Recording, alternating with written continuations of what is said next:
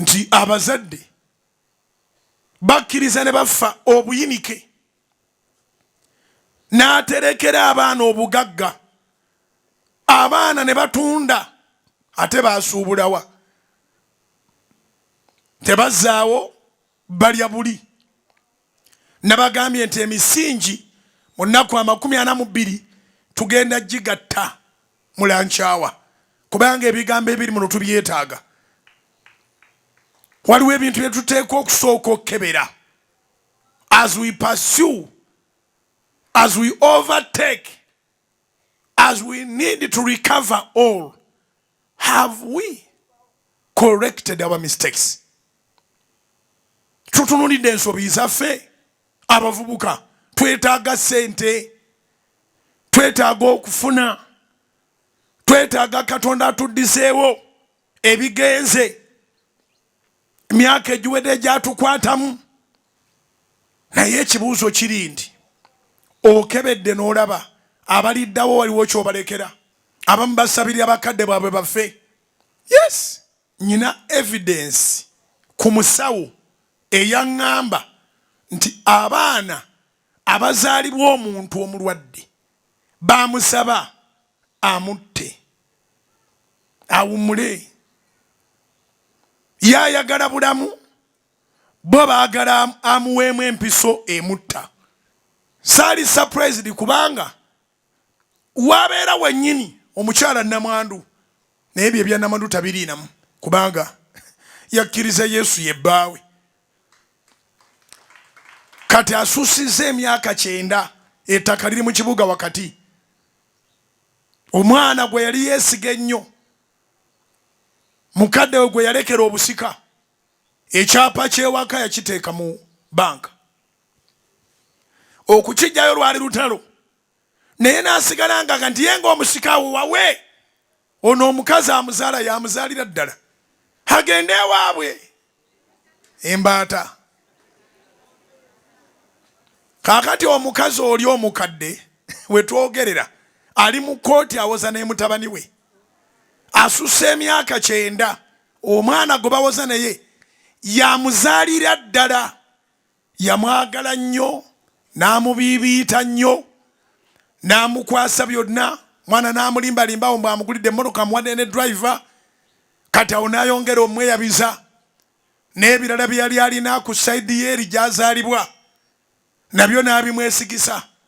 Agenda omutegera ng'ebintu abitunze abimazeewo nga n'amaka mukama we ge yamulekera. Omanye abo abakyala abakulu abaami baabwe baabayitanga bakama baabwe, wali wakyaliwo ekitiibwa mu maka. Abakyala b'ennaku zino ab'oku mirimu be mmanyi nga bakama bammwe, so nga akugoba anytime you can be terminated. So mukama wo omutuufu ye balo. Era n'ayogera n'agamba mukama wange we yandeka omwana tanzijaawo, kati ng'alwala emabega kaawo afuna nnyo ataaka kubanga ebimubaako tabikkiriza.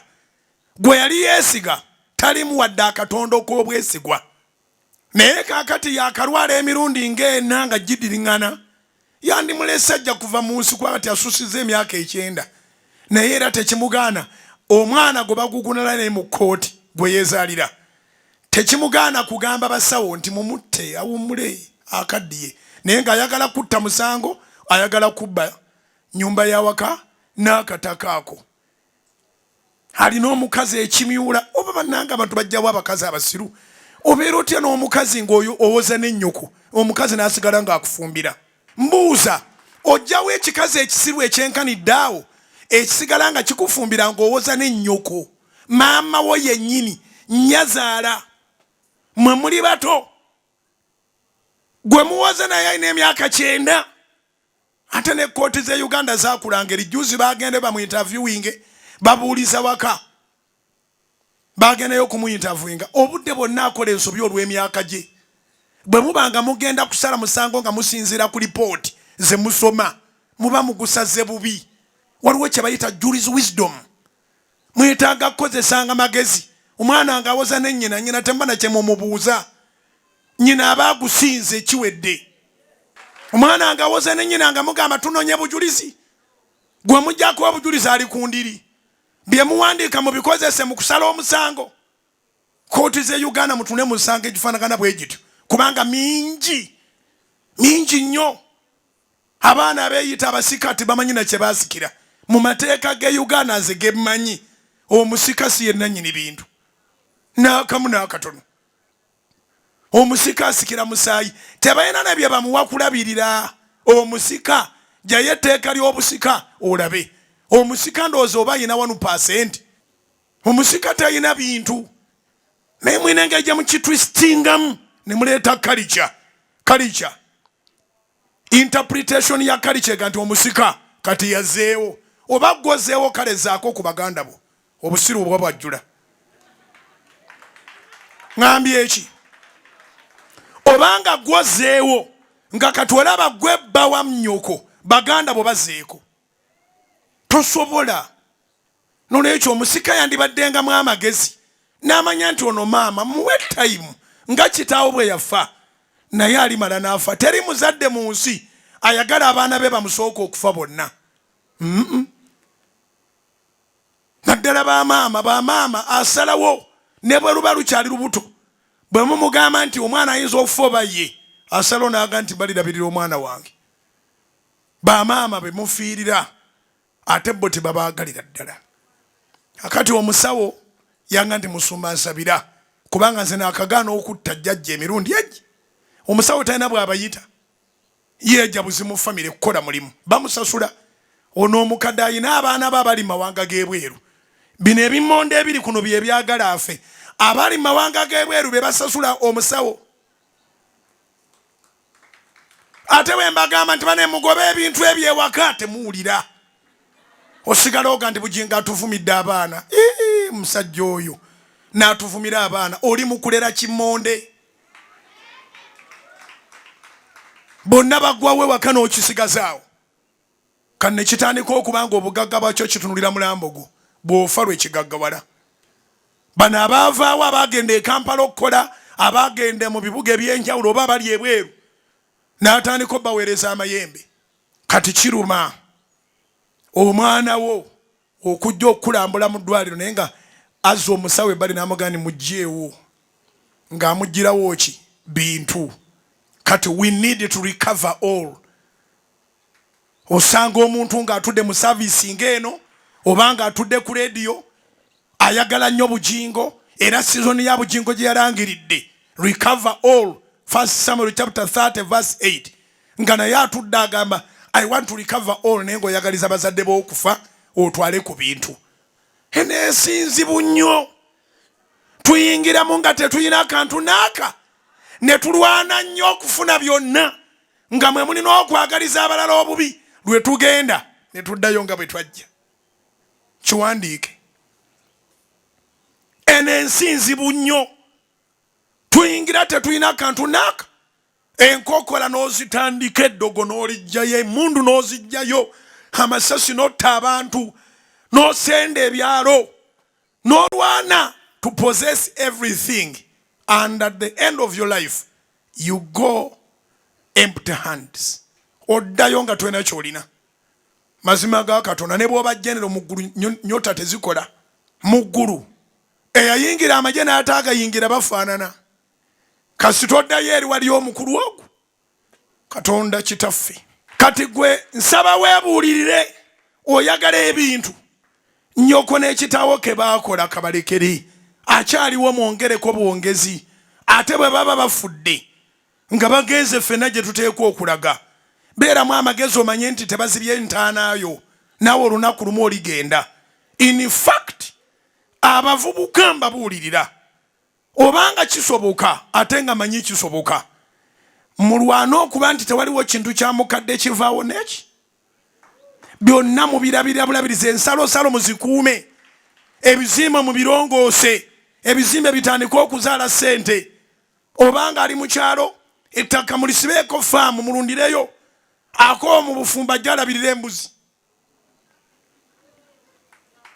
akoowa mu bufumba jalabirira ente naye tuwali kutunda.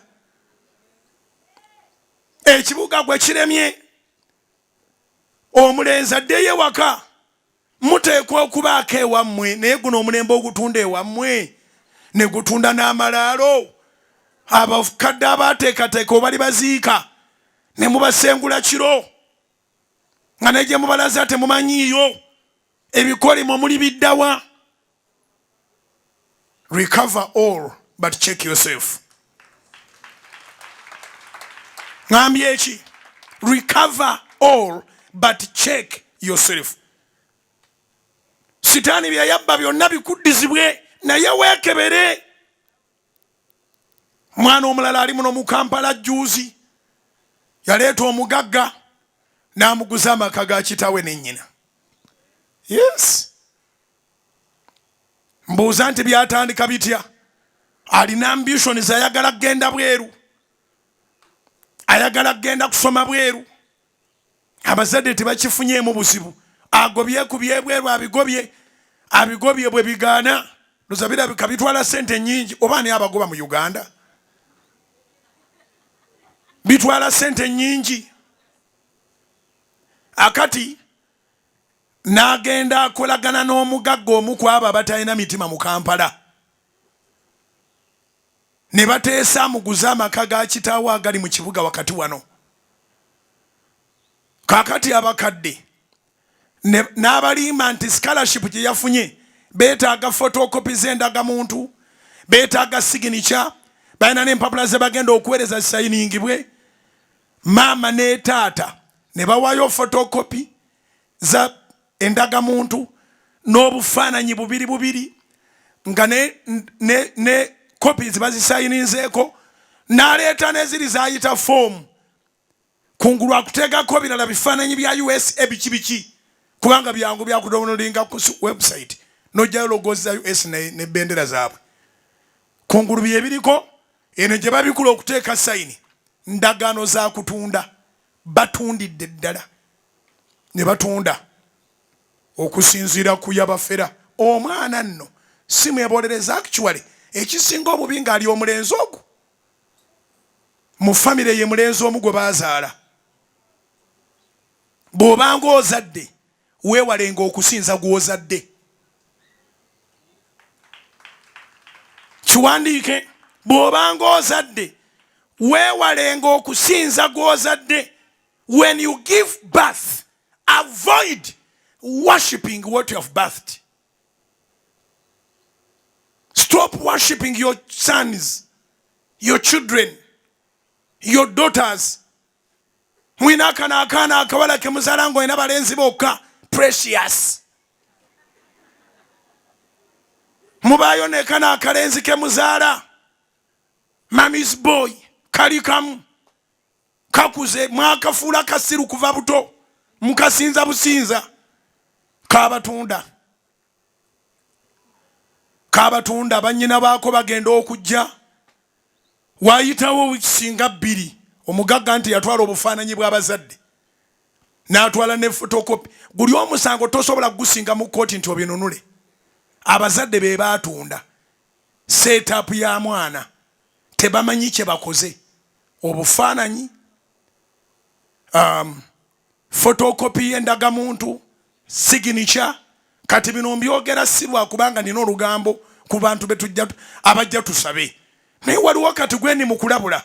Omwana wo bw'akusaba obufaananyi bw'ombwa agenda Bweru ne photocopy y'endagamuntu aba agenda Bweru mu nsi ki? Ffenna tutambuddeko. Wa gye baagala ebifaananyi by'omukadde? Kati bino byakulabula. Omwana agamba scholarship bagimpadde, mpa photocopy ya identity card, yo national ID, sayiningako n'obufaananyi 2, maama 2 ne taata 2.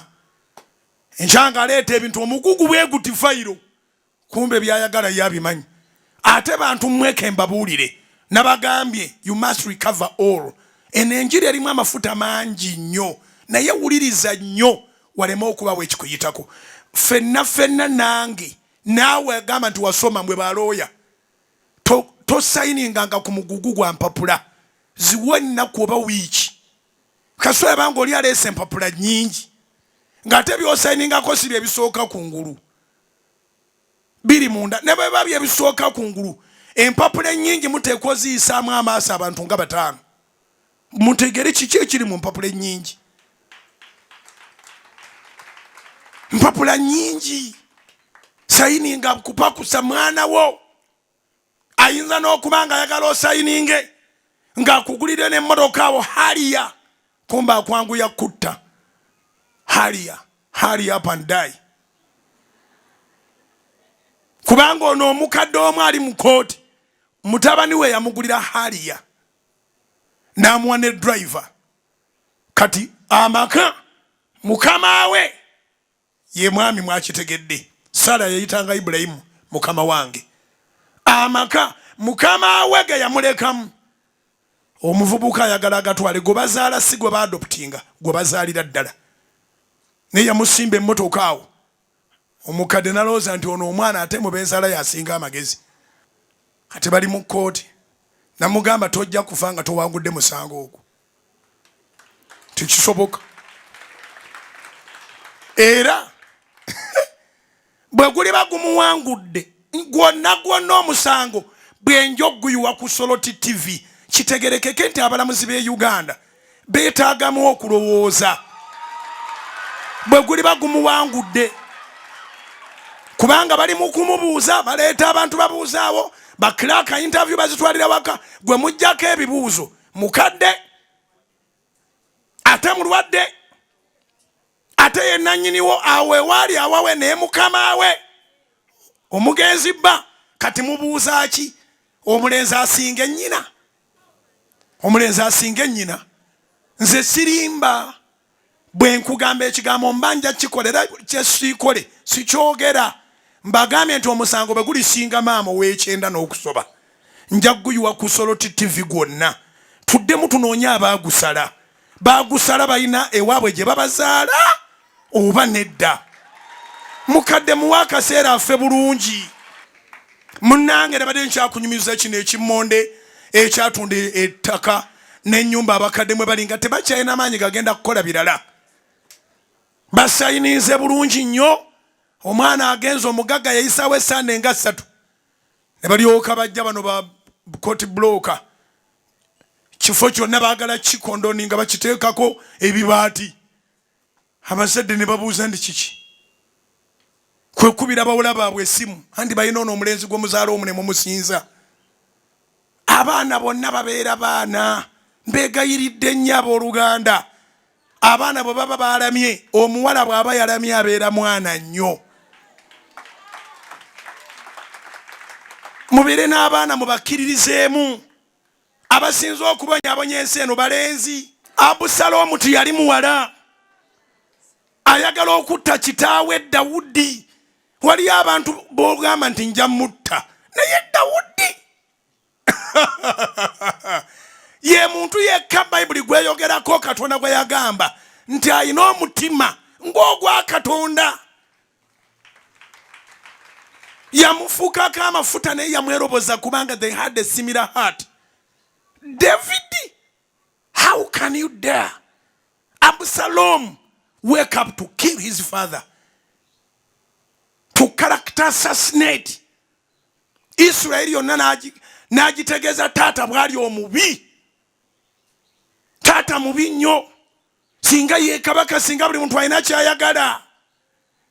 Yatuulanga ku mulyango abatwala emisango wa Dawudi n'asooka aboonoona obwongo. Mugenda w'oyo omukadde musiru. Kano kembabuulire, for those of you who want to recover all, avoid despising your parents. Kitaawe oba afaanana atya, nnyoko oba afaanana atya, mukazi mukadde ali eyatunda mwenge alina n'amasaba anywa n'emmindi, naye bw'abanga yakusindikamu mugjeeko omumwa. Ate yasigala akwagala naye gwe weekyawa. You hate yourself by trying to put down your parents.